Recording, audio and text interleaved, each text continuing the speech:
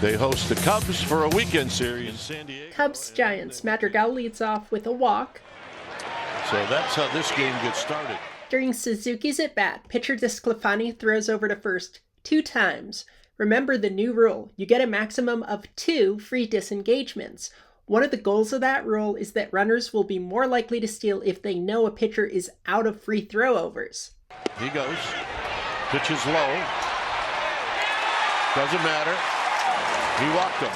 That was a 3-2 count, so with ball 4 thrown batter walks, that's why Madrigal is staying put on top of that oversized pizza box at second. But manager Gabe Kapler from San Francisco sees that something's a little bit off. The crew gets together and here's what they ask Nestor Ceja. Pat Hoberg does that signal. Did he go past the base?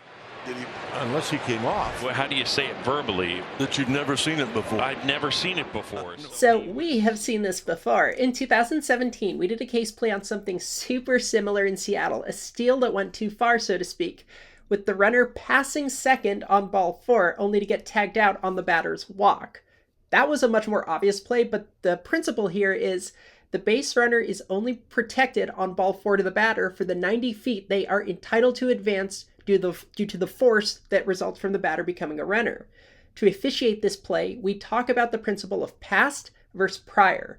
What constitutes a runner being considered prior to a base, and at what point do they become past the base? This applies to situations like retreating to tag up on a catch, as well as base awards like a forced walk.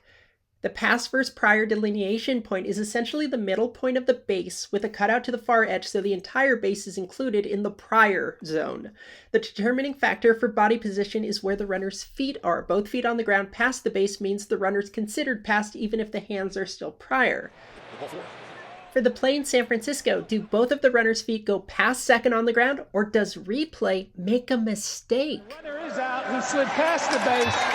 San Francisco will retain. The diagrams you've seen are based on the Umpire Manual, which is the official approved interpretation that clearly shows foot position by this runner in the Cubs game is still prior.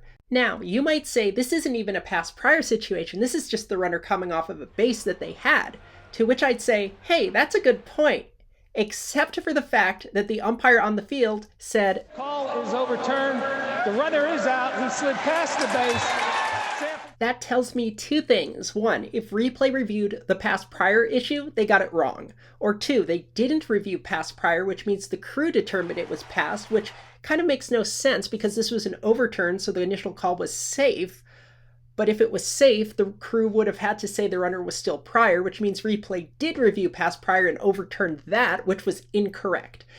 And especially with Honora saying, the runner is out. He slid past the base. In his explanation, it's clear they looked at past and prior, and it's simply not factually accurate. By MLB's own book criteria, the runner was still prior and should not have been deemed past because that foot was on the right field side of the line. Thanks for the question. Like and subscribe. Please visit us online at closecallsports.com. We're on Discord too, and that's how we get a lot of these questions as well. We'd love to see you there, and we'll see you on the site. Runner goes. Bailey's throw. And they got him.